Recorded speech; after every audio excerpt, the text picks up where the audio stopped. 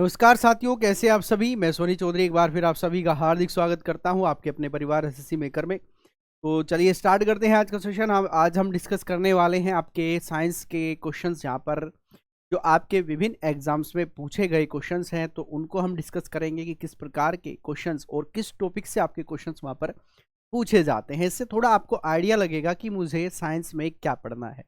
सभी चीज़ें इंपॉर्टेंट नहीं होती, सबसे चीज़ें जो इंपॉर्टेंट होती है कि हमें क्या नहीं पढ़ना, ये पता होना सबसे ज़्यादा ज़रूरी होता है किसी भी एग्ज़ाम को क्रैक करने के लिए। तो वही चीज़ें मैं आपको यहाँ पर समझाने का मैं प्रयास करूँगा। आप जो है क्या वहाँ पर पढ़ें, क्या छोड़ें। चलिए, पहला क्वेश्चन है, दो धातुओं का सोल्डर किसके गुण के कारण संभव है। ठीक है ना, जो सोल्डर लगता है, दो धातुओं को चिपकाया जाता है, जोड़ा जाता है, तो ये किसके कारण से पॉसिबल होता है। ये परासरण के कारण, सायनता के कारण, पृष्ठीय तनाव के कारण या असंजन के कारण। दो धातुएं जो हैं ये किसके कारण से, असंजन के कारण से इनका जो है गुण मिल जाता है, जिससे इनका जुड़ाव होना संभव हो पाता है। ठीक है, तो ये आपको ध्यान रखना है। तो ऑप्शन नंबर आपका डी यहाँ पर सही हो जाएगा। क्वेश्चन नंबर 2 बड़ा अच्छा क्वेश्चन है, ध्यान से पढ़िएगा। शीतकाल में हैंडपंप का पानी गर्म होता है, क्यों। ठीक है, सर्दियों के मौसम में अक्सर आपने देखा होगा जो हैंडपंप से पानी निकलता है ये गर्म होता है। इसका रीजन क्या होता है। इसका रीजन होता है कि शीतकाल में हमारा शरीर ठंडा होता है, अतः जल गर्म प्रतीत होता है। पृथ्वी के भीतर का तापमान वायुमंडल के तापमान से अधिक होता है। पंपिंग क्रिया से घर्षण पैदा होता है, जिससे जल गर्म हो जाता है। भीतर से जल बाहर निकलता है और परिवेश से ऊष्मा का अवशोषण करता है। तो इसका अगर राइट ऑप्शन देखा जाए तो ऑप्शन नंबर यहाँ पर बी आपका सही हो जाएगा। यानी कि सर्दियों के मौसम में पृथ्वी का जो तापमान है ये बाह्य तापमान या वायुमंडल के तापमान से क्या होता है, इससे अधिक होता है। इस कारण से जो आपका पानी है ये क्या होगा, ये पानी आपको गर्म महसूस होगा।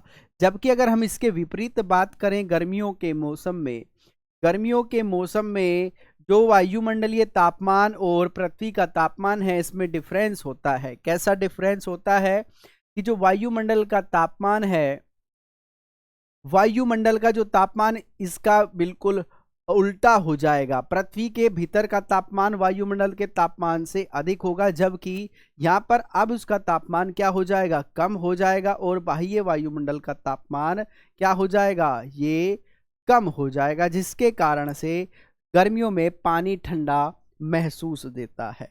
चलिए, जब रंगीन अक्षरों पर समतल कांच की पट्टी रखी जाती है तो कौन सा अक्षर कम उठा हुआ दिखाई देगा। लाल रंग वाला अक्षर, हरे रंग वाला, या हरा रंग जहां पर लगेगा, बैंगनी रंग जहां पर लगेगा, या नीला रंग जहां पर लगेगा, ये अक्सर कम उठा दिखाया प्रतीत दिखाई देगा। ठीक है, तो आपको ध्यान रखना है, ये आपका हो जाएगा लाल रंग वाला। जो लाल रंग वाला है ये अक्षर आपको कम उठा हुआ प्रतीत दिखाई देगा। इसका रीजन क्या है मैं आपको बताऊंगा। इसका रीजन ये है कि लाल रंग का जो अपवर्तनांक होता है, लाल रंग का जो अपवर्तनांक होता है ये कम होता है।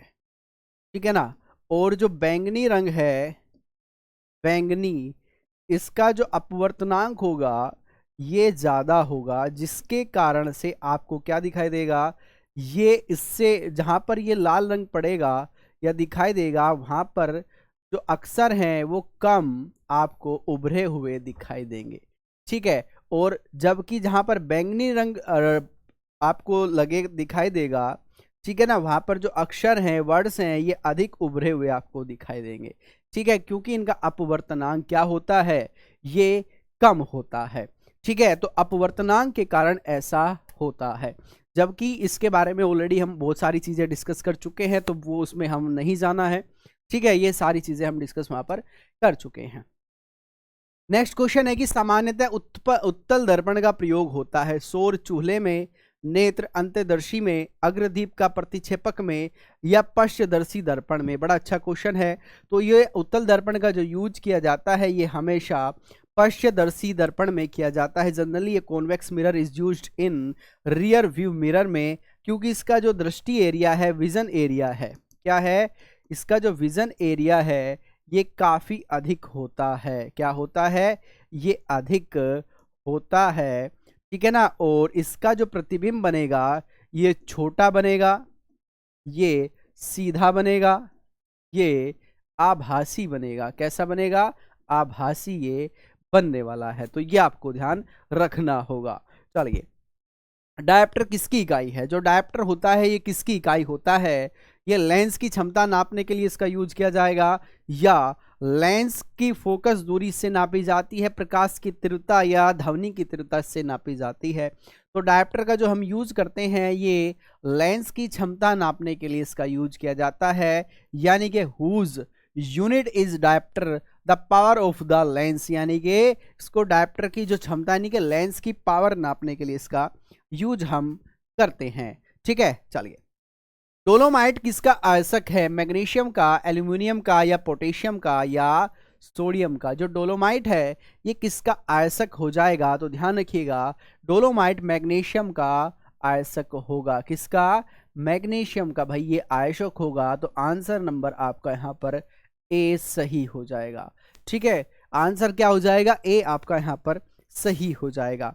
नेक्स्ट क्वेश्चन आपका, निम्नलिखित में से कौन लोहे का आयसक नहीं है, जो लोहे का एलॉय नहीं है, हेमेटाइट है, मैग्नेटाइट है, क्यूप्राइट है, या सिडेराइट है। काफी अच्छा क्वेश्चन है, क्वेश्चन नंबर 7। तो आपको ध्यान रखना है जो आपका क्यूप्राइट है, क्यूप्राइट ये आपका लोहे का आयसक ना होके ये तांबे का आयसक है। किसका, ये तांबे का आयसक है। बाकी अगर हम बात करें हेमेटाइट की, ये भी लोहे का आयसक है। आपका मैग्नेटाइट ये भी लोहे का आयसक है। आपका सिडेराइट ये भी लोहे का आयसक ही होगा। तो ऑप्शन नंबर आपका यहाँ पर सी सही होगा। नेक्स्ट क्वेश्चन है कि किस यौगिक का रासायनिक सूत्र CHCI3 है, जिसका गलनांक 209 के होगा। कार्बन टेट्राक्लोराइड इसको कहा जाएगा, क्लोरोफेनॉल इसको कहा जाएगा, क्लोरोफॉर्म इसको कहा जाएगा, या क्लोरोराइथेनॉल इसको कहा जाएगा, या क्लोरोइथेनॉल इसको कहते हैं। Question number 8। तो ध्यान रखिएगा इसका जो हो जाएगा क्लोरोफॉर्म हो जाएगा। क्या हो जाएगा, क्लोरोफॉर्म का ये क्या है, रासायनिक सूत्र है। और ये एक रंगहीन तरल पदार्थ है। कैसा, रंगहीन तरल पदार्थ होगा, जो कि क्या होगा, ये गैस में वाष्पित हो जाता है। किसमें, ये गैस में वाष्पित हो जाता है, हो जाता है। तो ये आपको ध्यान रखना है। नेक्स्ट क्वेश्चन है आपका, घरों में खाना पकाने के लिए इस्तेमाल की जाने वाली तरल पेट्रोलियम गैस का संयोजन है, ये किसका एक संयोजन है, मीथेन और ब्यूटेन का, मीथेन और प्रोपेन का, हेक्सेन और प्रोपेन का, प्रोपेन और यो ब्यूटेन का। काफी अच्छा क्वेश्चन है, बार बार एग्जाम में आता है। तो ध्यान रखिएगा ये किसका, प्रोपेन और ब्यूटेन का। किसका, प्रोपेन और ब्यूटेन का ये मिश्रण होता है, ध्यान रखिएगा। और इसमें आपको गंध के लिए बताना है कि गंध जो आती है इसमें वो किस गैस के कारण से आती है, किस गैस के कारण से इसमें जो गंध है वो आती है। ठीक है, चलिए, मेंडलीफ की आवर्त सारणी के अनुसार एका एल्यूमिनियम का स्थान किस तत्व ने लिया है, बोरोन ने, जेरेनियम ने, गैलियम ने, या सोडियम ने। तो एका एल्यूमिनियम का जो स्थान लिया गया ये गैलियम के द्वारा लिया गया है। किसके, ये गैलियम के द्वारा इसका स्थान लिया गया है, ध्यान रखिएगा। इसके अलावा बोरोन का जो स्थान लिया ये किसने लिया, ये स्कैडियम ने लिया। किसने, स्कैडियम। ठीक है, और सिलिकॉन का जो स्थान लिया है किसने लिया, जर्मेनियम ने। किसने, ये इका जर्मेनियम ने, जर्मेनियम ने। ठीक है, तो दोनों आपसे पूछे जा सकते हैं, दोनों को आपको याद रखना होगा। आम का वनस्पतिक नाम क्या है, जो आम है इसका वनस्पतिक नाम क्या है, मैंगाफेरा इंडिका, कोकास न्यूसीफेरा, या मोनान लिंगोफेलियम, या कैसूरिना। तो ध्यान रखिएगा इसको मैंगीफेरा इंडिका कहा जाता है। जबकि हम कोकस का अगर बात करें तो इसको किसका रासायनिक नाम है, या इसका किसका ये वनस्पतिक नाम है, तो ये नारियल का है। किसका, नारियल का लिखेंगे। अगर हम मोनन लोंगिफेमियम की बात करें ये किसका है, तो भाई ये अशोक का जो वृक्ष होता है, अशोक के वृक्ष का ये वनस्पतिक नाम है। और कैसूरिना जो है ये आपको ध्यान रखना है, ये ऑस्ट्रेलियाई ऑस्ट्रेलिया की पाइन को कहा जाता है। तो ये सभी आपको याद रखने होंगे, ठीक है ना। बोटनिकल नेम जो है ये कभी एग्जाम में आपके पूछ लिए जाते हैं, तो इनको आपको बेहतर तरीके से याद करना है। नेक्स्ट क्वेश्चन है कि एक सामान्य वयस्क मानव शरीर में लगभग मैग्नीशियम होता है 20 ग्राम, 10 ग्राम, 15 ग्राम या 25 gram. A normal adult human body contains about test magnesium. तो शरीर में अगर हम बात करें तो 25 ग्राम मैग्नीशियम होता है। कितना? 25 ग्राम मैग्नीशियम होता है, जो आपके जो हड्डियां हैं इनको मजबूत करने में सहायक है। साथ ही साथ जिस व्यक्ति को हार्ट की प्रॉब्लम होती है ये उसमें भी सहायक होता है, ठीक है ना। इसलिए आपको जो गार्लिक होता है, क्या होता है? गार्लिक होता है, ये गार्लिक का सेवन करने की सलाह दी जाती है। गार्लिक समझ रहे हैं ना आप?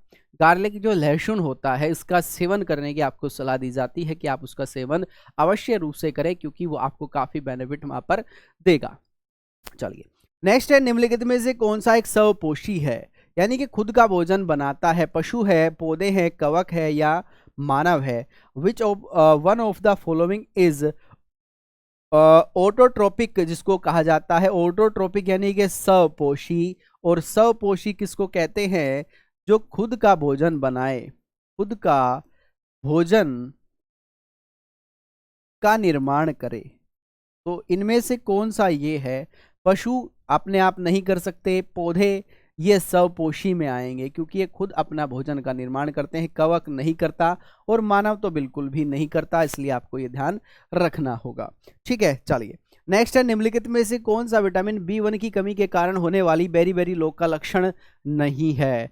ठीक है, धीरे धीरे घाव भरना, आंखों की अनैच्छिक गति है, बोलने में कठिनाई है या अंगों में दर्द होना। विटामिन बी की कमी से बेरी बेरी रोग होता है, क्वेश्चन नंबर 14। और ये धीरे धीरे जो घाव भरना है ये इसका कारण नहीं होता, तो ऑप्शन नंबर आपका ए यहाँ पर सही हो जाएगा, ध्यान रखिएगा।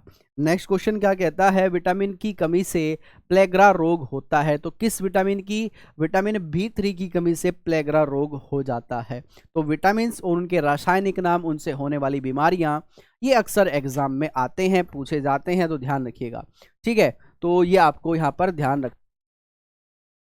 चलिए दूसरा आपको ध्यान रखना है कि एसएससी सीजीएल 2023 के लिए आपकी जो वैकेंसीज हैं उनके लिए यहाँ पर आपका स्पेशल संकल्प बैच यहाँ पर चलाया गया है, जिसमें आपको क्लासेस रिकॉर्डेड मिलेगी, डाउट सेशन आपको दिया जाएगा।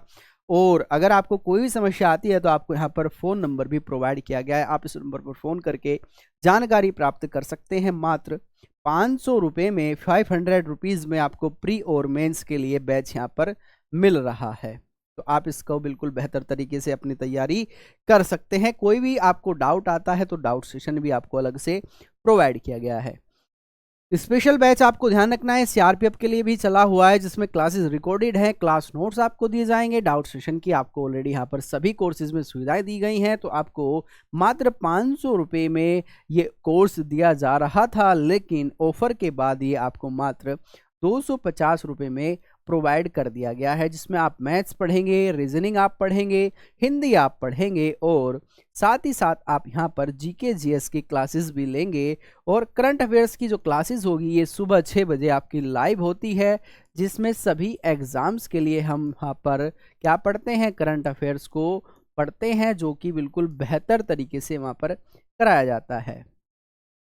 अन्य कोर्सेज की अगर हम बात करें तो यहाँ पर आपको एमटीएस का श्योर सिलेक्शन बैच मिलता है, सीजीएल के लिए आपका श्योर सिलेक्शन बैच है। सभी बैचेस में क्लासेस रिकॉर्डेड होंगी, क्लास नोट्स आपको दिए जाएंगे, एक्सपर्ट जो टीम हमारी होगी उनके द्वारा इसको डिज़ाइन किया गया होगा, डाउट सेशन की आपको यहाँ पर सुविधाएं प्रोवाइड की गई होंगी। साथ ही साथ उत्तर प्रदेश पुलिस के लिए भी आपकी वैकेंसीज यहाँ पर चल रही कोर्सेज चल रहा है, स्पेशल बैच है जिसमें मैथ्स, रीजनिंग, हिंदी, जीके संपूर्ण कोर्स बिल्कुल बेसिक से कराया जाएगा। डाउट सेशन आपको यहाँ पर दिया जाएगा, क्लासेस के साथ साथ क्लास नोट्स आपको प्रोवाइड किए जाएंगे पीडीएफ फॉर्म में। किसी भी प्रकार की कोई भी अगर आपको समस्या आती है तो आप इसको जो है कॉल करके जानकारी प्राप्त कर सकते हैं। मात्र 399 रुपये में आपको प्रोवाइड कर दिया जाएगा। कोई भी समस्या है तो उसके लिए आपको फ़ोन नंबर दिया गया है। आपकी ये मैथ्स और रीजनिंग के लिए जो क्लासेस है ये रात 8 बजे चलती है, अजय सर के द्वारा ये लाइव क्लास होती है रात 8 बजे, तो उसको आप बिल्कुल भी देखना ना भूलिएगा, ठीक है ना। सभी बच्चों को इसमें ज्वाइन होना है। कुछ ये लिंक आपको प्रोवाइड किए गए हैं जिस लिंक के माध्यम से आप हमसे कनेक्ट हो सकते हैं। सबसे ऊपर जो लिंक है एप्लीकेशन आप यहाँ से डाउनलोड करेंगे। इसके बाद ये लिंक है आपको इंस्टाग्राम पे आप हमें फॉलो कर सकते हैं। इसके बाद आप हमें फेसबुक पे फॉलो कर सकते हैं। आप हमें टेलीग्राम चैनल ये है, इस पर आप हमें फॉलो कीजिएगा। ठीक है, आप हमें ट्विटर पे फॉलो कर सकते हैं। सबसे नीचे आपको ये जो लिंक है ये यूट्यूब चैनल का लिंक है जिसको आपको सब्सक्राइब करना है, बेल आइकन का बटन दबाना है। ठीक है ना, जिससे जो भी हमारी क्लासेस होती हैं डेली बेसिस पर, जो भी क्लास हम यहाँ पर कंडक्ट कराते हैं उन सभी क्लासेस का नोटिफिकेशन आप तक जाए और आप हमसे कनेक्ट हो पाए। तो आज के लिए सिर्फ इतना ही था। आपको क्लास कैसा लगा ज़रूर बताएंगे। क्लास को आपको ज़्यादा से ज़्यादा शेयर करना है, लाइक करना है, जिससे क्लास का नोटिफिकेशन के साथ साथ आप क्लास को भी शेयर कर दें। ठीक है, तो मिलते हैं नेक्स्ट क्लास में, तब तक के लिए नमस्कार। जय हिंद, जय भारत।